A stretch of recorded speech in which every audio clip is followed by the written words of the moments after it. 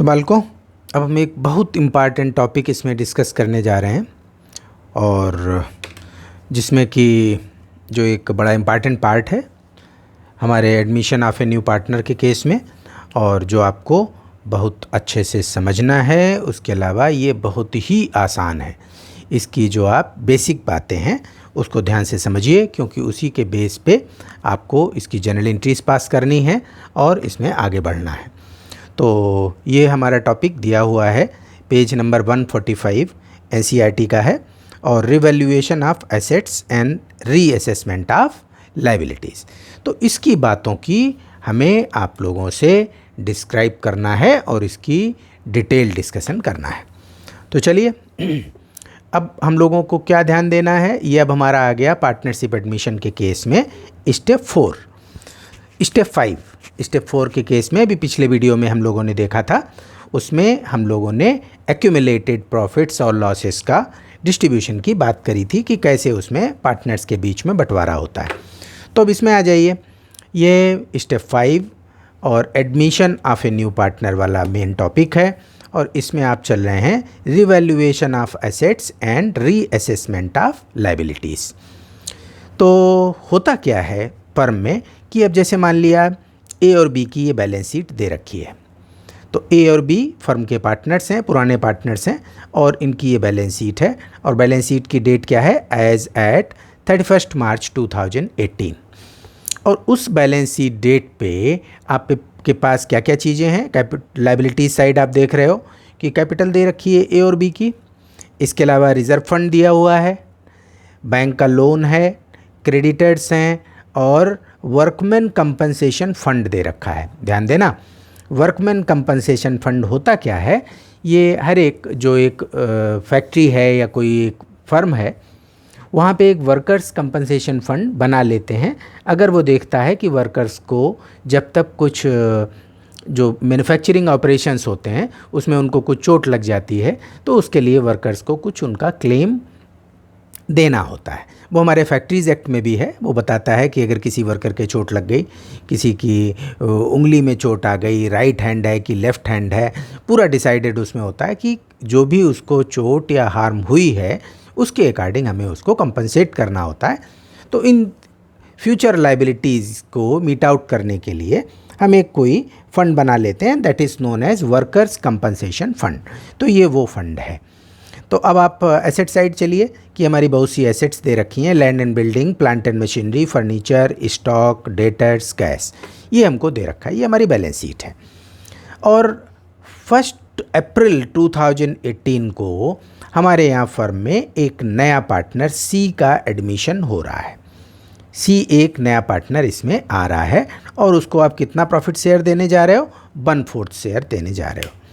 तो अब अगर आप कुछ बेसिक बातों का ध्यान करें कि हमें अब क्या देखना होता है, इसमें हमारा बेस इसका क्या रहता है, वो ये है कि क्या 31 मार्च 2018 को, जिसकी की बैलेंस शीट आपको दिख रही है, हमारी एसेट्स जो बुक वैल्यू है, इनकी बुक वैल्यू बोलते हैं, जो बैलेंस शीट में इसकी वैल्यू आपने दिखा रखी है, ये सारी करंट प्राइस पे हैं या नहीं हैं। तो हमें इसमें देखना होता है, इसको चेक करना होता है कि ये करंट प्राइसेस पे दे रखी हैं कि नहीं दे रखी हैं। अच्छा, ठीक इसी तरीके से जैसे एसेट्स के केस में हमें ये देखना है, वैसा ही लायबिलिटीज़ में देखना है कि क्या ये लायबिलिटीज़ के सही प्राइस दे रखे हैं या नहीं दे रखे हैं। ऐसा हमें क्यों करना होता है, आखिर इसके पीछे लॉजिक क्या है। इसका लॉजिक ये है कि जो एक नया पार्टनर सी इसमें एडमिट हो रहा है, वो फर्म का एडमिशन के बाद जो भी एसेट्स हैं फर्म में, इनका वो भी जॉइंट ओनर बनने जा रहा है। ठीक है, आप उसको भी इन एसेट्स का जॉइंट ओनर बनाने जा रहे हो। लाइकवाइज सी इन जो भी हमारी लायबिलिटीज़ दे रखी हैं, आउटसाइड लायबिलिटीज़, इनके लिए वो जॉइंटली लायबिल होने जा रहा है। दोनों चीज़ें हैं कि वो एसेट्स का जॉइंट ओनर होगा, और लायबिलिटीज़ के लिए उसकी एक जॉइंट रिस्पॉन्सिबिलिटी बनेगी कि वो भी रिस्पॉन्सिबल होगा आउटसाइड लायबिलिटीज़ को पे करने के लिए। तो भाई न्यू पार्टनर भी जानना चाहता है, जो सी आ रहा है, कि भाई ऐसा तो नहीं इसमें कुछ हिडन लायबिलिटीज़ हों, बाद में इसमें लिखी नहीं है बुक्स में और बाद में एकदम से लायबिलिटीज़ प्रकट हो जाएं तो उसके लिए बड़ा प्रॉब्लम हो जाएगी। वो कहेगा ये तो हमको पता ही नहीं था, ये कैसे आ गई इसमें लायबिलिटीज़। तो ओल्ड पार्टनर्स कहेंगे कि भाई इसमें पता नहीं था, क्या है, अब आप भी रिस्पॉन्सिबल हैं। ओल्ड पार्टनर्स को कुछ बोलने की ज़रूरत ही नहीं पड़ेगी। जो थर्ड पार्टीज़ हैं वो सी से भी क्लेम करेंगी कि भाई आप भी तो इसमें पार्टनर हैं, आप पे करिए। और आपने पार्टनर्स की लायबिलिटीज़ का नेचर देखा है कि जो हमने बेसिक फीचर्स इसके डिस्कस किए थे। तो लायबिलिटी ऑफ पार्टनर्स का नेचर क्या होता है? They are jointly as well as severally liable. एक तो बेसिक क्या है कि उनकी लायबिलिटीज़ अनलिमिटेड होती है, यानी उनकी पर्सनल एसेट्स भी इसमें जा सकती हैं आउटसाइड फर्म की आउटसाइड लायबिलिटीज़ को पे करने के लिए। इसके अलावा they are jointly as well as severally लायबिल।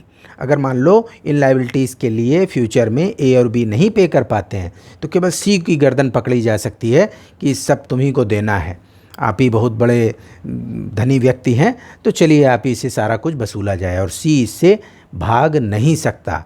Reason, he is jointly as well as severally liable, one thing. And second thing is that partners liability is unlimited. तो उसकी private assets भी इसमें जा सकती हैं, तो वो भी कोई इसमें ख़तरा नहीं उठाता। वो कहता है कि भाई बैलेंस शीट बिल्कुल देखिए कि क्या लायबिलिटीज़ सब सही ढंग से लिखी हैं कि नहीं लिखी हैं। और जो ओल्ड पार्टनर्स हैं उनको ये इंटरेस्ट होता है ये देखने के लिए कि भाई उनकी जो पुरानी एसेट्स हैं, जैसे लैंड एंड बिल्डिंग, इसमें खासकर होता है कि ये पुरानी वैल्यू इसमें बुक्स में दिखाई गई है, ठीक है, लेकिन आज की डेट में उसकी वैल्यू हो सकता है 10 गुनी हो गई हो। प्रैक्टिकली तो यही चीज़ें हो ही जाती हैं कि इनका वैल्यूएशन अगर आज करंट प्राइस पे किया जाए तो उसकी जो कुछ लैंड एंड बिल्डिंग टाइप जो एसेट हैं इनकी वर्थ बहुत ज़्यादा हो चुकी होती है। और इसका बेनिफिट किसको जाना चाहिए? इसका बेनिफिट जाना चाहिए ओल्ड पार्टनर्स को, क्योंकि 31 मार्च 18 को ए और बी तो ही तो पार्टनर है इसके। सी तो 1 अप्रैल 2018 को आ रहा है, तो सी तो अब इसमें ओनर बनेगा जाके। तो जब उसको आप आज की डेट में ओनर बना रहे हो तो इन एसेट्स का वैल्यूएशन भी आज की डेट पे किया जाए, इनका करंट प्राइस देखा जाए, तभी एक ट्रू एंड फेयर व्यू आप इसका दिखा पाएंगे। अब इसका एक हम आपको एग्जांपल दे देते हैं। जैसे मान लिया आपके फादर ने कोई प्लाट लिया था 2 लाख रुपए का, 10 साल पहले लिया था, एक बड़ी अच्छी सी लोकेशन थी, वहाँ पे उन्होंने 2 लाख रुपए का एक बड़ा सा प्लाट ले लिया।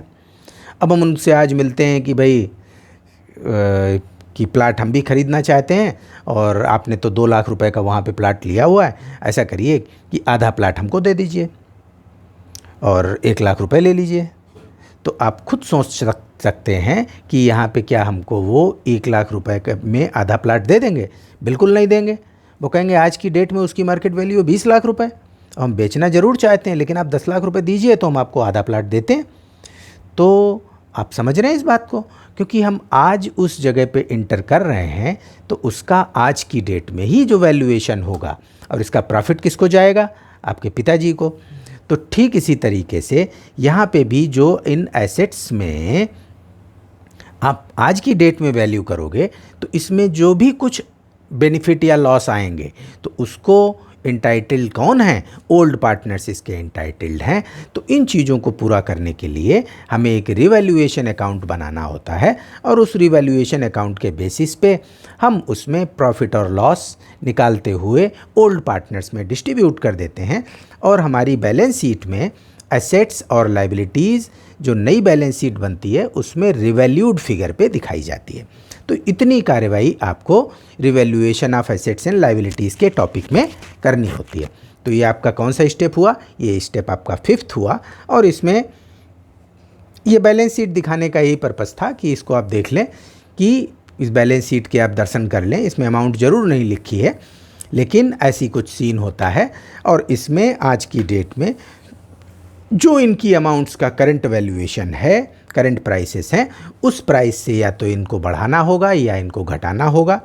लाइकवाइज लायबिलिटीज़ में भी या तो कुछ लायबिलिटीज़ बढ़ेंगी या घटेंगी या एज इट इज़ रहेंगी, कोई प्रॉब्लम नहीं है। कुछ एसेट्स अनरिकॉर्डेड हो सकती हैं तो उन एसेट्स को हमें रिकॉर्ड करना है। लाइकवाइज कुछ लायबिलिटीज़ अनरिकॉर्डेड हो सकती हैं तो उन लायबिलिटीज़ को हमको रिकॉर्ड करना होता है। तो इसकी फिर से हम कुछ बातें आपको रिवाइज़ करा देते हैं ये सारी। तो इसके मेन पॉइंट्स क्या हैं, ऐसा हम क्यों करने जा रहे हैं, इसके पीछे एक बेसिक लॉजिक है कि जो नया पार्टनर आ रहा है वो फर्म की एसेट्स का जॉइंट ओनर बनने जा रहा है। लाइकवाइज वो फर्म की आउटसाइड लायबिलिटीज़ के लिए जॉइंटली लायबिल होने जा रहा है। तो वो चाहता है कि आज की डेट में सारा कुछ इसको रिवैल्यू किया जाए, लायबिलिटीज़ को रीअसेस किया जाए, जिससे वो अपने माइंड मेकअप कर सके कि आज की डेट में फर्म में ये पोजीशन है और इसके लिए उसने कैपिटल वगैरह पे की है। तो चलें हम लोग एक एक पॉइंट वाइज थोड़ी फिर से बात कर लेते हैं कि जो सी आ रहा है, C will become joint owner of assets and jointly liable for liabilities. ठीक है, so it is desirable to know that whether assets are shown in books at current values. ये हमको देखना होता है, बिकॉज एसेट्स में बी ओवर स्टेटेड। अगर overstated हैं इनमें एसेट्स कि ओल्ड पार्टनर्स ने इनको ज़्यादा वैल्यू पे दिखा रखा है जबकि एक्चुअल इनकी वैल्यू इतनी नहीं है, तो आपको इनकी वैल्यू घटानी है, यानी वो हमारे लिए ओल्ड पार्टनर्स के लिए वो एक लॉस की तरीके होगा। ठीक इसी तरीके से अगर ये एसेट्स अंडर स्टेटेड हैं, इनकी वैल्यू इसमें कम दिखाई गई है, एक्चुअल में करंट प्राइस ज़्यादा है, तो इनकी वैल्यू हमको बढ़ानी है, जो कि हमारे लिए एक प्रॉफिट की तरीके होगा, क्योंकि आप एसेट की वैल्यू को बढ़ा रहे हैं। कुछ अनरिकॉर्डेड एसेट्स हैं वो हमको रिकॉर्ड करनी है। सेम लायबिलिटीज़ के केस में है कि इनको करंट वैल्यू पे हमें दिखाना है, और अनरिकॉर्डेड लायबिलिटीज़ अगर कुछ हैं तो उनको भी यहाँ पे हमको लाना होता है। एक और बात आप लोगों से करें कि जो वर्कमैन कंपनसेशन फ़ंड है, ध्यान रखना, वर्कमैन कंपनसेशन फ़ंड यहाँ पे जो भी वैल्यू दे रखी है उसके बाद में एडजस्टमेंट में आप देखेंगे कि वैल्यू हो सकता है काफ़ी कम दे रखी हो इसके अगेंस्ट में, कि यहाँ पे वर्कमैन कंपनसेशन फ़ंड दिया 50,000, नीचे बताया liability for workman compensation fund is 10,000। तो आप इसमें देख सकते हैं कि यहाँ पे तो 50,000 है, लेकिन लायबिलिटी उसने बताई केवल इसके अगेंस्ट में 10,000 की है, तो 40,000 हमारा एक्स्ट्रा हो गया, और ये एक्स्ट्रा भी ओल्ड पार्टनर्स के बीच उनके ओल्ड रेशियो में डिस्ट्रीब्यूट कर दिया जाएगा। तो इसकी बात हम डिटेल में आगे करेंगे, केवल एक आपके दिमाग में ये पॉइंट लाने की बात थी कि आप ध्यान रखें कि वर्कमैन कंपनसेशन फ़ंड में हमको कुछ ऐसा करना होता है। तो इसकी बातें हम लोग अगले वीडियो में करेंगे। अब चलिए, अब हम लोग बात करते हैं आपके रिवैल्यूएशन अकाउंट की। तो रिवैल्यूएशन अकाउंट बड़ा ही ईजी सा है, देखें इसमें रिवैल्यूएशन अकाउंट। रिवैल्यूएशन अकाउंट का नेचर क्या है, ये नॉमिनल अकाउंट की तरीके ट्रीट होता है। It is nominal account. Nominal account हम किसको बोलते हैं, जो हमारा प्रॉफिट लॉस से रिलेटेड अकाउंट्स होते हैं उनको नॉमिनल अकाउंट बोला जाता है। तो इसकी हम बेसिक बात आपसे करते हैं और वो बड़ी ही इजी है। तो रिवैल्यूएशन अकाउंट जब एक प्रॉफिट लॉस अकाउंट की तरीके है, एक नॉमिनल अकाउंट की तरीके है, तो प्रॉफिट्स आएंगे इस साइड और लॉसेस आएंगे इधर। इसको थोड़ा आप कंसेप्ट से ध्यान दें तो तुरंत आप इसमें एक्सपर्ट हो जाओगे। और हमको प्रॉफिट कब होता है, प्रॉफिट हमको उस केस में होता है कि जब यहाँ पे दी जो एसेट्स की वैल्यू दी है, ये तो बुक वैल्यू हो गई, और एक्चुअल वैल्यू जो बैलेंस शीट के नीचे बताता है एडजस्टमेंट में कि एक्चुअल वैल्यू इसकी ज़्यादा है, कि यहाँ पे लैंड एंड बिल्डिंग शो हो रही है 2 लाख की, लेकिन वो कहता है कि land and building is revalued at ₹2,50,000। तो यहाँ पे हमें 50,000 का बेनिफिट हो रहा है। तो बेनिफिट्स हमको इधर लाने हैं, लॉसेज हमको इधर ले जाने हैं। तो बड़ा इजी है इसको समझना। बेनिफिट्स इधर कब होता है कि जब हमारी एसेट्स प्लस होती हैं, तो उसका केवल इंक्रीज्ड पोर्शन लिखोगे, केवल इंक्रीज्ड वैल्यू।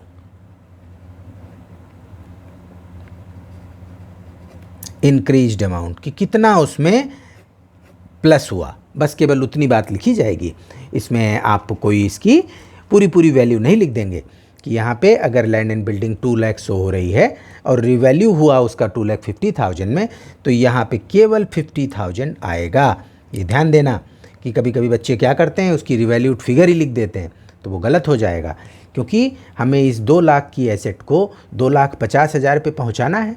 तो केवल 50,000 से आप और उसको डेबिट कर दोगे तो वो 2,50,000 पे पहुंच जाएगी।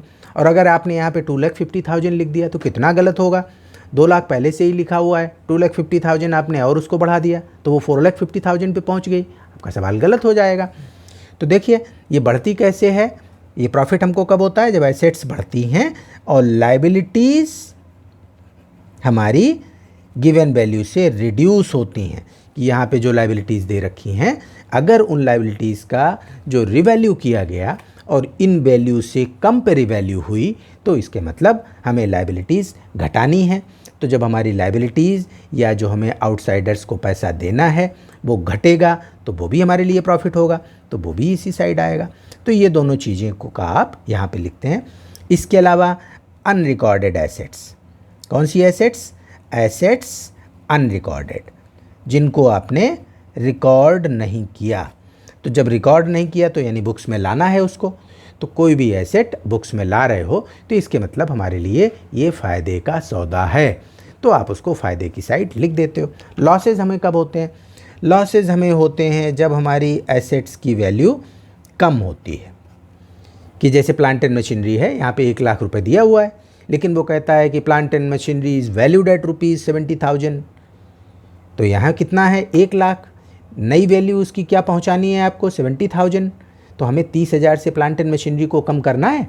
तो आपकी एसेट 30,000 से कम हुई तो हमारे लिए लॉस हुआ, तो वो यहाँ आना है, 30,000 आप यहाँ दिखाएंगे।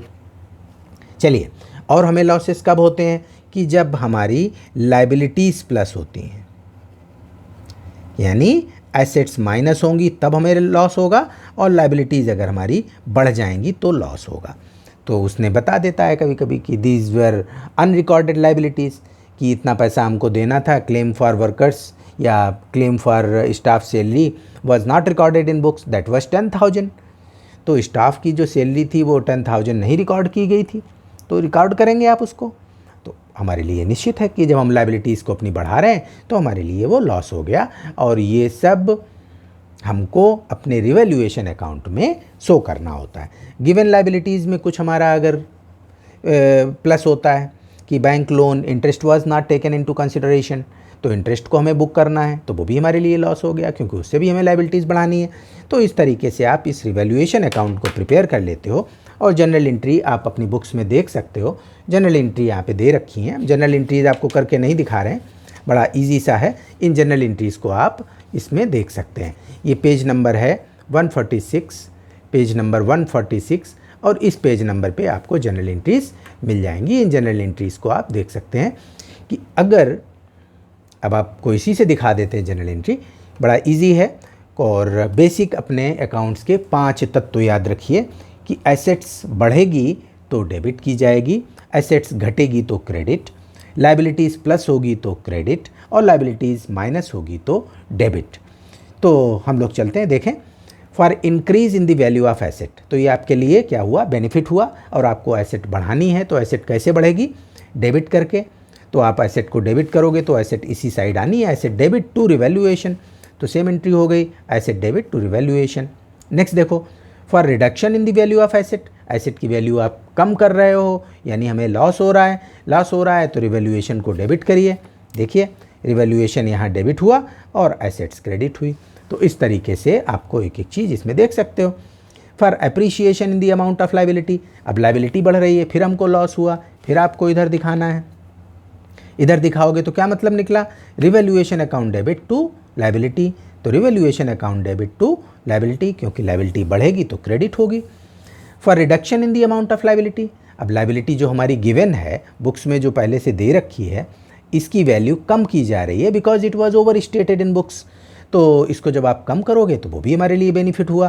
तो देखिए लाइबिलिटी कम की जा रही है तो लाइबिलिटी को debit, revaluation credit. Unrecorded asset यानी ये हमारे लिए फ़ायदा, गेन, तो cash debit to revaluation account.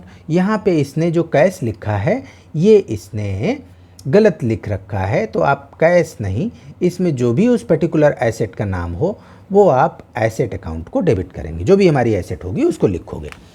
फिर देखो फॉर एन अनरिकॉर्डेड लाइबिलिटी, कोई अनरिकॉर्डेड लाइबिलिटी है तो ये हमारे लिए लॉस हुआ, और यहाँ पे भी इसने ये बात लिख रखी है, ठीक।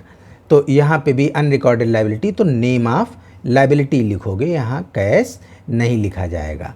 तो ये हमारे लिए है क्या, हमारे लिए लॉस है, क्योंकि रिवैल्यूएशन अकाउंट को आप डेबिट कर रहे हो और उस लायबिलिटी को क्रेडिट कर रहे हो। क्यों कर रहे हो, क्योंकि ये हमें बुक्स में लानी है, ये हमारा अनरिकॉर्डेड है।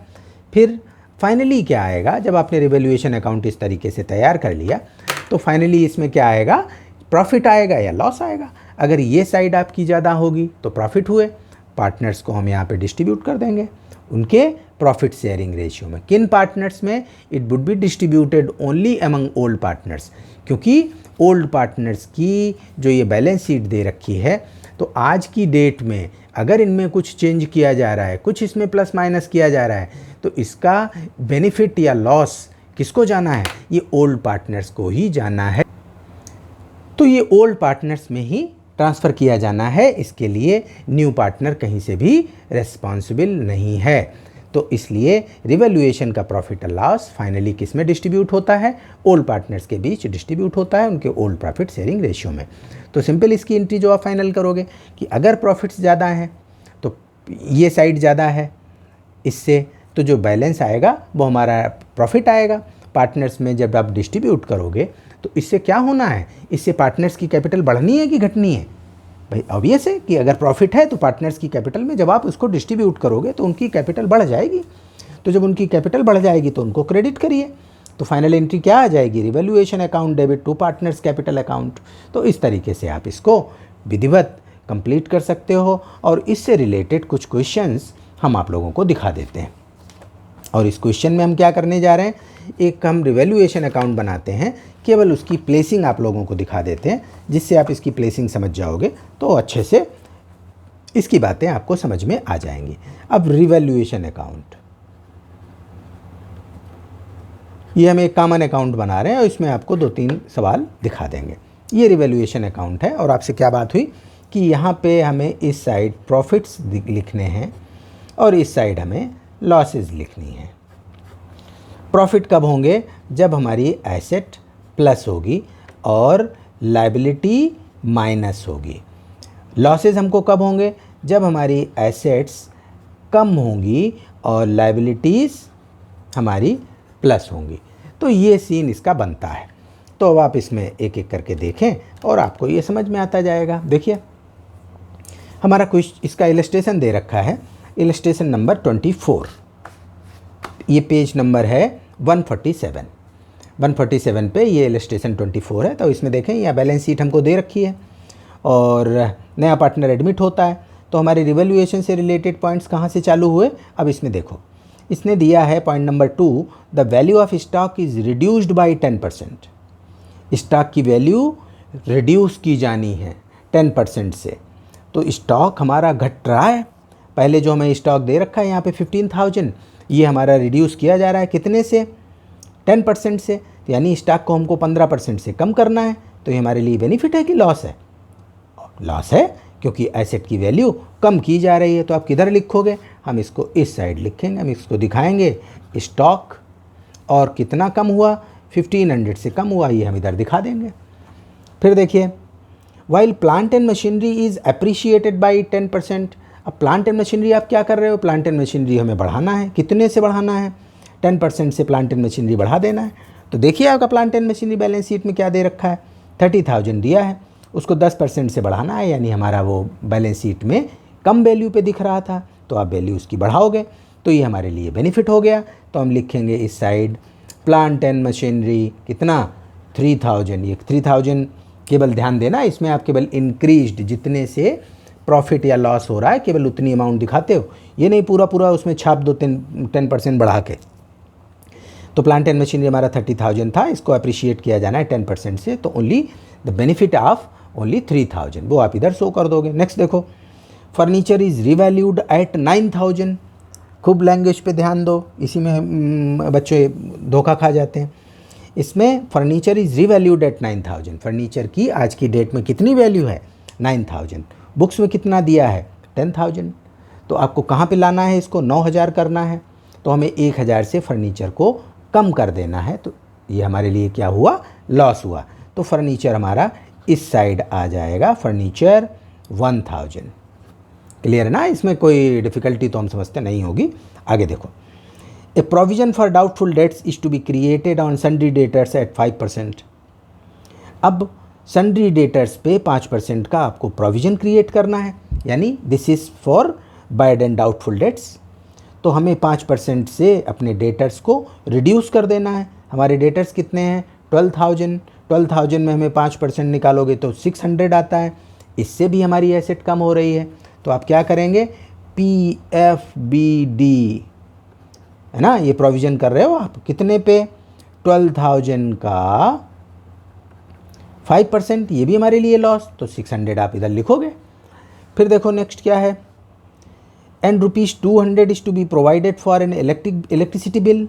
अब ये भी हमें एक प्रोविज़न करना है, कितने का? 200 का करना है। क्यों करना है? कि एक हमने इलेक्ट्रिसिटी बिल का, इसके मतलब पेमेंट नहीं किया। तो जब पेमेंट नहीं किया तो आप लायबिलिटी इसके बना के चलोगे। तो प्रोविज़न फॉर इलेक्ट्रिसिटी एक्सपेंसेस, वो कितने का? 200 का, ये भी हमारे लिए लॉस हुआ क्योंकि लायबिलिटी हमारी बढ़ रही है। तो प्रोविज़न फॉर एक्सपेंसेस लिख सकते हो, इलेक्ट्रिसिटी बिल, कुछ भी आप लिखें। कितने का आप हमें बढ़ाना है? इसमें हमें प्रोविज़न करना है 200 का, तो कर लीजिए 200 का प्रोविज़न इसमें। तो ये आपका एक तैयार हुआ। फिर देखिए, investment worth 1000 not mentioned in the balance sheet is to be taken into account. अब इसमें ये एक अनरिकॉर्डेड एसेट है। वो क्या कहता है कि इन्वेस्टमेंट हमारे जो 1000 के थे और इसको बैलेंस शीट में रिकॉर्ड ही नहीं किया गया। तो भाई रिकॉर्ड करो। तो रिकॉर्ड कैसे होगा? जब हम इन्वेस्टमेंट को डेबिट करेंगे और रिवैल्यूएशन को क्रेडिट करेंगे, क्योंकि हमें एसेट बढ़ानी है ना। तो एसेट बढ़ाई जाती है तो डेबिट की जाती है। बेसिक 5 तत्व, नथिंग एल्स। तो हम इन्वेस्टमेंट को बढ़ा रहे हैं 1000 से, तो इन्वेस्टमेंट हम इधर लिखेंगे। इन्वेस्टमेंट 1000 से हमें बढ़ाना है, ये हमारे लिए फ़ायदा हो गया। फिर देखिए, फिर कहता है creditor of ₹100 is not likely to claim his money and is to be written off. ये क्या है? ये भाई हमारे लिए फ़ायदा है, क्योंकि वो कहता है कि एक क्रेडिटर जो कि 100 रुपये का क्रेडिटर है और नॉट लाइकली टू क्लेम, वो अब पैसा मांगेगा नहीं, है ना, वो क्लेम नहीं करेगा और इसके पैसे का हमें क्या करना है? राइट ऑफ कर देना है। तो आप इस लायबिलिटी को कम करने जा रहे हो। कितने से? 100 रुपये से कम करने जा रहे हो। तो हमें बेनिफिट कितने का हुआ? हमें 100 रुपये का बेनिफिट हुआ। तो चलिए, कैसे लायबिलिटी कम कर रहे हो? तो हम उसको डेबिट कर देंगे, हम क्रेडिटर को डेबिट कर देंगे 100 रुपये से, ये हमें फ़ायदा हो गया। तो इस तरीके से आपका इसका रिवैल्यूएशन तैयार हो गया। अब आप इसमें देख लेंगे, आपको मिल जाएगा और उसके जो प्रॉफिट लॉस होंगे उसको आप डिस्ट्रीब्यूट कर देंगे, क्योंकि हम इसके बाद फिर आपको एक और दूसरा सवाल दिखा देते हैं। चलिए भाई, इसमें नेक्स्ट देखो, नेक्स्ट आता है हमारा ये इलस्ट्रेशन 25। अब इलस्ट्रेशन 25 इसमें हमारा ये आप लोगों को दिखाने का पर्पज़ ये है कि आप इसकी लैंग्वेज से फेमिलियर हो जाओ। इसमें जो बच्चों के क्वेश्चंस गलत होते हैं उसमें केवल लैंग्वेज ही मेन इशू रहता है कि उसका वो सही इंटरप्रिटेशन नहीं कर पाते और गड़बड़ा जाता है सवाल। तो चलिए देखो इसको। इसमें पहला तो इनकी कैपिटल और गुडविल लाने की बात हो गई, इससे हमें मतलब नहीं है, हम लोग रिवैल्यूएशन अकाउंट सीख रहे हैं। Plant is to be appreciated ₹1,20,000। अब इस तरीके की लैंग्वेज होती है, इस पर ध्यान देना। अप्रिशिएटेड बाई लिखा होता तो यहाँ पे इसके मतलब बदल जाते, लेकिन इसने क्या लिखा है? Plant is to be appreciated ₹1,20,000, यानी हमें प्लांट को कहाँ तक पहुँचाना है? 1,20,000 तक। तो प्लांट हमारा दिया कितना है? प्लांट मशीनरी हमारा दे रखा है 1 लाख और इसको पहुँचा देना है 1,20,000 तक। तो आपको कितना बढ़ाना है? केवल 20,000। और ये क्या है हमारे लिए? बेनिफिट। तो इधर लिखोगे प्लांट एंड मशीनरी कितने से? केवल फ़ायदे की अमाउंट से 20,000। नेक्स्ट देखो, and the value of building is to be appreciated by 10%। अब जो बिल्डिंग की वैल्यू है इसे भी हमें बढ़ाना है, लेकिन कितने से? 10% से। तो बिल्डिंग आपकी कितने की है? 1,50,000 की। 10% से बढ़ाओगे तो हम कितने से बढ़ाना है? 15,000 से। ये भी हमारे लिए फ़ायदा हो गया। तो बिल्डिंग ये आप बढ़ा रहे हैं 15,000 से, ये बेनिफिट। नेक्स्ट देखो, stock is found over valued by 4,000। अब ये सब लैंग्वेजेस पे ध्यान देना है। स्टॉक क्या था पोजीशन? वो कहता है stock is found over valued by 4,000। Stock जब उसने चेक किया तो देखा यहाँ स्टॉक 4,000 से बढ़ा के दिखाया गया है। तो क्या करोगे? तो हमें घटाना है है ना, बढ़ा के दिखा रखा है तो उसको क्या कर देना है, उसको घटा देना है।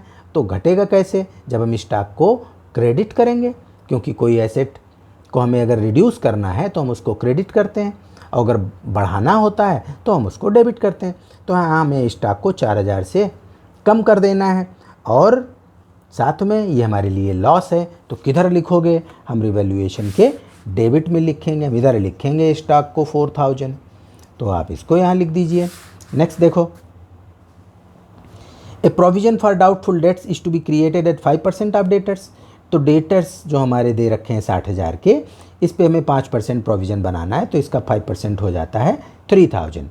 तो ये भी हमारे लिए लॉस है, क्योंकि एक एसेट को आप कम कर रहे हो। तो पी एफ